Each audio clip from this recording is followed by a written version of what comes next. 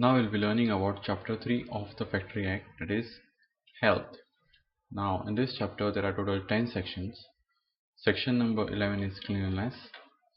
Section number 12, disposal of waste and effluent. Section 13, ventilation and temperature. Section 14, dust and fumes. Section 15, artificial humidification. Section 16, overcrowding. Section 17 is lighting. Section 18 is drinking water. Section 19 is latrines and urinal, and section 20 is spit-ons. So we'll learn about all these 10 sections one by one. So we'll start now with the section 11, that is cleanliness. Section 11, cleanliness. Now under this cleanliness section there are two subsections. So we'll learn the first subsection, section 1. So it says that keep factory clean and free from effluvia arising from any drain, privy or other nuisance. So it says that the factory has to be kept clean from the effluvia. Effluvia is nothing but a waste which is decomposed and gives out foul odor and not good for the health and hygiene of the people in that factory, or not good for the product as well. So such waste should be eliminated, and this waste usually comes out from the drain or privy. Privy is what I've shown over here. Okay, this is privy. It is usually a latrine. So such waste should be eliminated. Now we'll see this with an example. Let us consider a wash basin. Okay, and a person using it to wash their hands, and there is a drain line from where the wastewater passes. Similarly, consider latrine.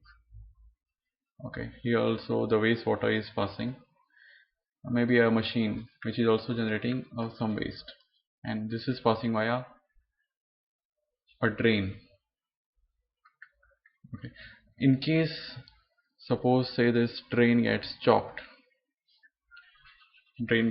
over here, what will happen?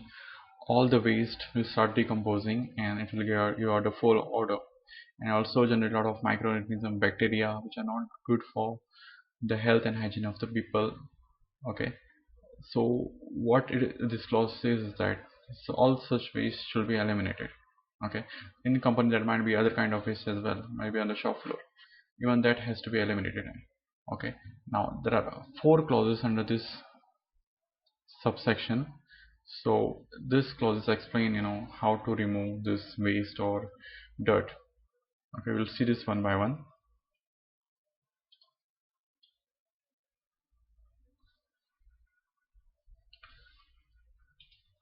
The first clause says that remove accumulation of dirt and refuse daily by sweeping. So in a company there are a lot of waste generated, maybe by process, or maybe a dust settles down in the air, which is not much compared to the dust generated by various processes. Now all this dust or dirt which gets accumulated should be cleaned daily, on a daily basis. Now this might be in the shop floor, it might be on the staircase, passages, on the near the bench, workrooms. So all this dirt should be completely cleaned and eliminated daily by sweeping.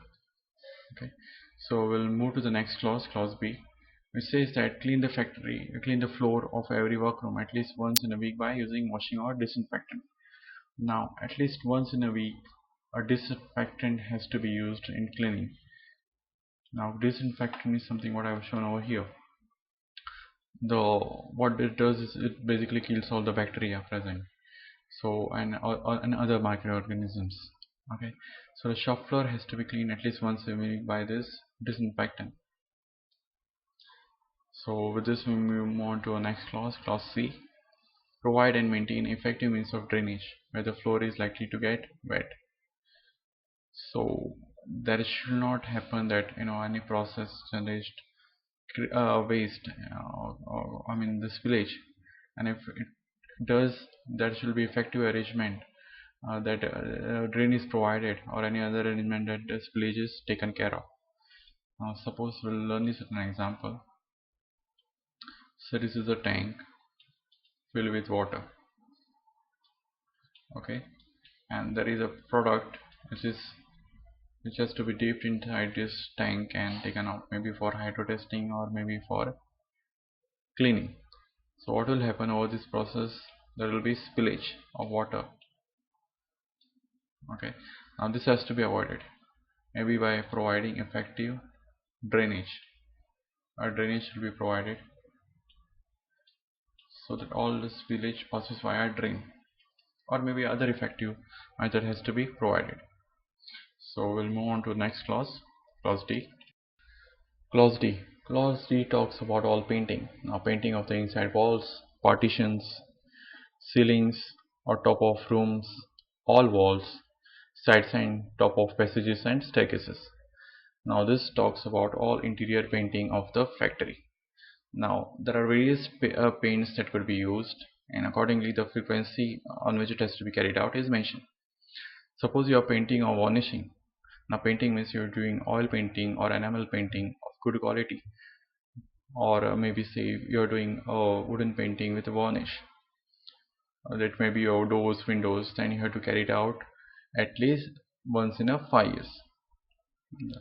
So next is washable paint. If you are carrying out paint with washable paint, you need to do it once in a 3 years, and you have to wash it every 6 months. Next is whitewash or color wash. If you are carrying out a whitewash or color wash, you need to paint the interior of the factory once in a 14 months. Now next clause E mentions the data has to be registered, maintained or registered. So it says that date on which this process is carried out should be entered in the register. This is as far as the Factory Act is concerned. Now further to this, what I mentioned here is Form 8. Form 8 is basically a Goa Factory Act. Since I'm in Goa, similarly other state will have their own form number. Okay, but this format will be pretty much more or less the same. So it mentioned about record of lime washing painting. So this has to be maintained, and this format has to be maintained in a register. So first part of this, first column of this says about the area in which you have carried out a painting. Let us say kitchen or a maintenance area, or maybe your electrical room. Okay, so next column talks about the part of that room which you have painted. It may be a wall or ceiling. Okay, what you have painted.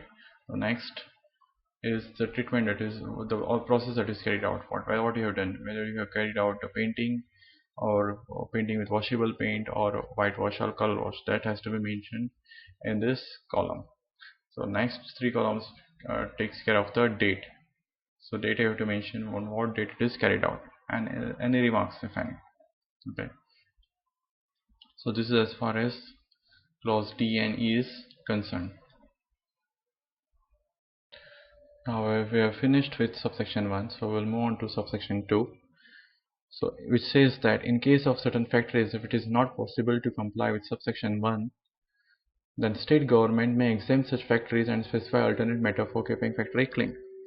Now as we have learned from the subsection 1 that effluvia generated from drain or privy and other any nuisance should be eliminated, and the factory has to be kept completely clean by means of sweeping, or maybe providing a proper drainage so that there is no waste clogging, by providing weekly cleaning with disinfectant, or maybe painting the factory depending upon the frequency of various paints.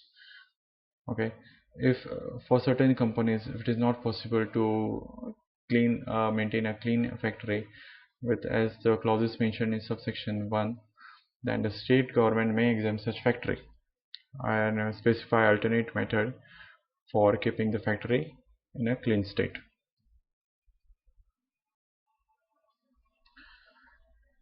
Now we'll learn about section 12, that is disposal of waste and effluents. Now under this section there are two subsections. So subsection 1 says that effective arrangements should be made for the treatment of waste and effluent due to the manufacturing process, and treat this waste and make it non-harmful for disposal. So there are various kinds of waste which are generated in a factory. It may be a biological waste from latrines, urinal or washrooms, or it may be a chemical waste due to the process that are carried out in a factory. So this waste has to be taken and treated and render this not harmful to the environment or people. So I'll give some example of effective arrangement that could be made in order to treat this waste and make this non-harmful. So the first one may be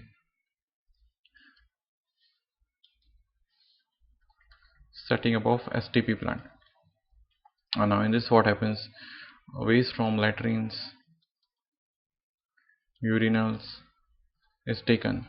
It is put up in a STP plant, okay, and treated. This water is treated, and the treated water could be used for gardening. The second arrangement could be setting up of a ETP plant. If your process has a lot of chemicals and requires treatment, then chemical effluent from the process is taken and put up in a ETP plant. Now all these chemicals are treated, and the wastewater which is done or treated water could be fed back to the process. So it's sort of a recycle, and the sludge that is generated, this sludge could be taken out. It could be dried and form cakes, okay, and this dry waste is then given to the authorized party for disposal. Another arrangement could be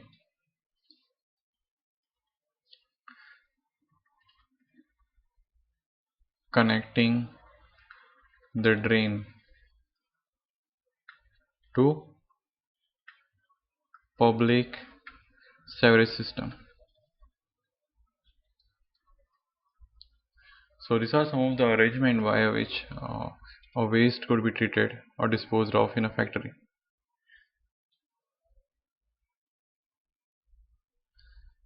So we'll move on to the second subsection,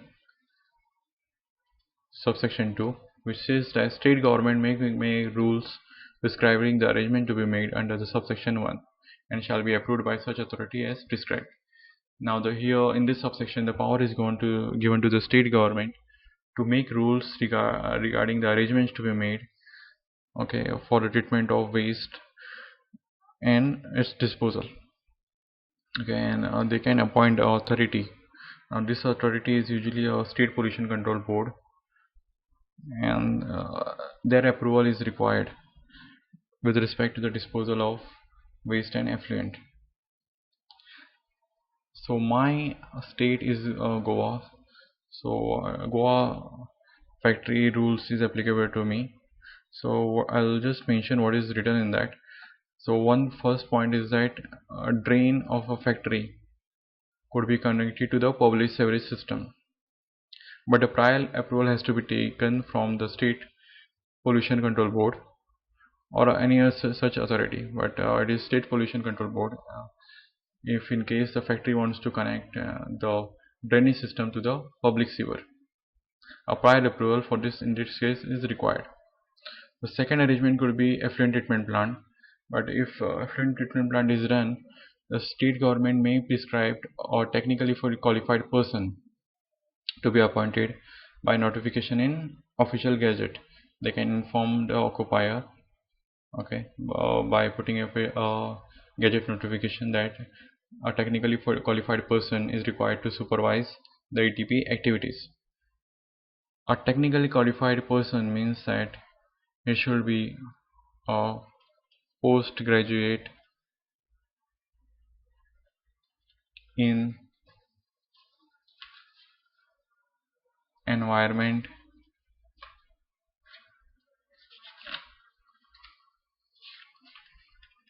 pollution control technology. He cannot be any person. He has to have completed this course, that is postgraduate in environment pollution control technology. Okay, so any person cannot be a technically qualified person in this regards. Similarly, different state can make different arrangements for this subsection 1, but most of them will be similar to what I have explained now. So this is as far as the disposal of waste and effluent, that is section 12.